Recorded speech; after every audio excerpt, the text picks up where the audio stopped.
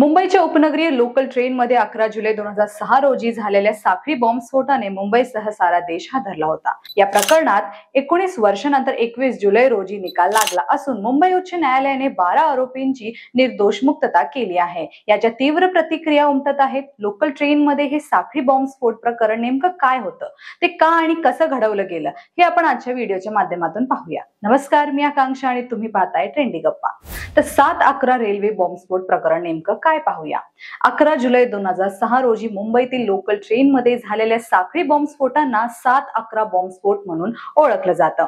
11 जुलै 2006 रोजी संध्याकाळी 6:24 ते 6:35 या अवघ्या 11 मिनिटाच्या आत मुंबईच्या पश्चिम उपनगरीय रेल्वे मार्गांवर धावणाऱ्या 7 लोकल गाड्यांमध्ये 7 भीषण स्फोट झाले।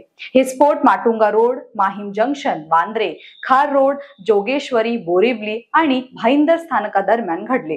विशेष म्हणजे यासाठी केवळ पश्चिम रेल्वेलाच लक्ष्य केलं, हल्लेखोरांनी मध्य व हार्बर रेल्वेला लक्ष्य केलं नाही। त्यामुळे हेतूंविषयी शंका कुशंकांना उधाण आलं आहे।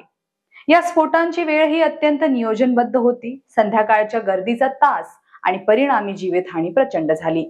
तर कोणत्या पद्धतीने स्फोट घडवण्यात आले पाहूया। दहशतवाद्यांनी या हल्ल्यासाठी प्रेशर कुकर बॉम्ब व नव्या पद्धतीचा वापर केला। प्रेशर कुकर मधील स्फोटके बॉम्ब मध्ये भरून रेल्वे डब्यातील सामानाच्या रॅकवर ठेवण्यात आली होती। त्यामुळे प्रवाशांना संशयही आला नाही। प्रेशर कुकरचा उपयोग केल्याने स्फोटांचा प्रभाव अधिक भयानक झाला। स्फोट डोक्याच्या उंचीवर झाल्यामुळे मृत्यू आणि गंभीर जखमीचे प्रमाण वाढले। तर हल्ल्याचा परिणाम काय झाला पाहूया। या स्फोटांमध्ये 189 जणांचा मृत्यू झाला आणि 824 पेक्षा जास्त लोक जखमी झाली। काहींना कायमचे अपंगत्व आले तर काहींना दीर्घकाळ उपचार घ्यावे लागले। संपूर्ण शहरात भीतीचे आणि गोंधळाचे वातावरण निर्माण झाले होते। मुंबईची जीवनवाहिनी मानली जाणारी लोकल सेवा काही काळासाठी ठप्प झाली होती।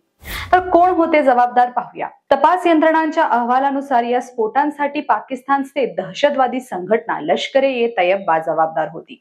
भारतात बंदी घालण्यात आलेल्या स्टुडंट्स इस्लामिक मूव्हमेंट ऑफ इंडियाच्या कथित सदस्यांच्या मदतीने घडवून आणलं होतं। तपासात असेही समोर आले की या हल्ल्याचे नियोजन अनेक महिन्यांपूर्वी करण्यात आले होते। बॉम्ब बनवण्यासाठी लागणारे RDX पाकिस्तानातून भारतात आणले गेले आणि बॉम्ब बनवण्याचे प्रशिक्षणही पाकिस्तानातच देण्यात आले होते। तर पाकिस्तानची भूमिका काय होती ही पाहूया।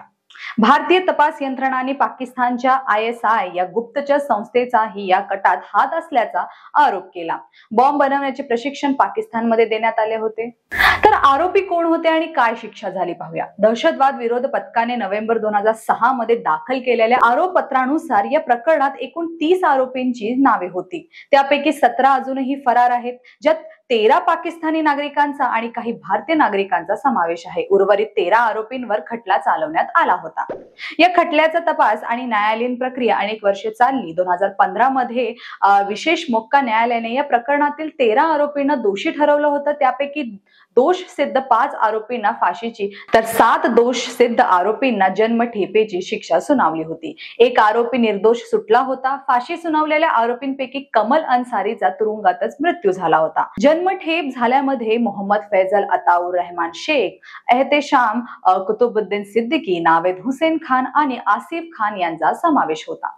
तर 19 वर्षांनंतर बदललेले चित्र। 2025 चा निकाल दोषी ठरवण्यात आलेल्या 12 आरोपींनी विशेष न्यायालयाच्या निकालाला मुंबई उच्च न्यायालयात आव्हान दिले होते। या प्रकरणाच्या सुनावणीसाठी न्यायमूर्ती अनिल किलोर आणि न्यायमूर्ती श्याम चांडक यांचे विशेष खंडपीठ स्थापन करण्यात आले होते। या प्रकरणी 5 महिने नियमित सुनावणी सुरू होती। 92 सरकारी तर 50 बचाव पक्षाचे साक्षीदार तपासण्यात आले होते। या खंडपीठाने या खटल्यातील 44,000हून अधिक कागदपत्रे व खूप मोठ्या प्रमाणातील पुराव्यांचा साकळ्याने विचार करून आपला निर्णय राखून ठेवला होता। सोमवार 21 जुलै 2025 रोजी मुंबई उच्च न्यायालयाच्या विशेष खंडपीठासमोर अंतिम सुनावणी झाली। न्यायालयाने या सर्व आरोपींबाबतचा सत्र न्यायालयाचा निकाल रद्द करून सर्व 12 आरोपींची निर्दोष सुटका करण्याचे निर्देश दिले। आता हे सर्वजण 19 वर्षांनंतर तुरुंगातून बाहेर येणार आहेत। तर सार्वजनिक प्रतिक्रिया आणि प्रश्न पाहूयात। या निर्णयावर तीव्र प्रतिक्रिया उमटल्या आहेत। पीडितांच्या कुटुंबियांनी आणि काही सामाजिक संघटनांनी न्यायालयीन प्रक्रियेवर प्रश्नचिन्ह उपस्थित केले आहे। खटला 19 वर्ष चालल्यावर सर्व आरोपी निर्दोष का ठरले? खरे गुन्हेगार कोण आणि ते अजूनही का सापडले नाहीत? तपासात कुठे चूक झाल्या? हे प्रश्न आता न्यायप्रणाली आणि तपास यंत्रणांसमोर उभे राहत आहेत। तर 7/11चा हा साखळी बॉम्बस्फोट प्रकरण केवळ दहशतवादी हल्ला नव्हता, तर तो देशाच्या सुरक्षा व्यवस्थेची, न्याय प्रणालीची आणि तपास यंत्रणांची कसोटी होती. 19 वर्षांनी मिळालेला हा न्याय की अन्याय यावर समाजात उलटसुलट चर्चा सुरू आहेत. आपण या प्रकरणाबाबत काय विचार करता? आपली प्रतिक्रिया कमेंट करून नक्की सांगा. व्हिडिओ आवडला असेल तर ट्रेंडी गप्पा या YouTube चॅनलला सबस्क्राईब करायला विसरू नका. धन्यवाद.